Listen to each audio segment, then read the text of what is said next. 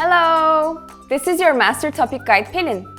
I really had trouble finding Korean lectures and topic materials while studying Korean in Turkey. That's when I found out about the masterTOPIK website, where I can learn Korean and topic through online lectures. It would be a shame not to tell people about this great opportunity. Let me kindly introduce you about the masterTOPIK. There are over 800 lectures starting from basic Korean to topic, so that anyone beginning Korean for the first time can easily study online. Wow! The lectures are provided in 5 languages: Korean, English, Chinese, Japanese, and Indonesian. So cool! There are total 10 Korean teachers. You can learn best from the best teachers. If you're interested in lectures only, go for the standard service.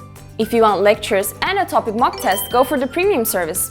So, masterTOPIK Guide Pelin just explained to you about masterTOPIK and its details.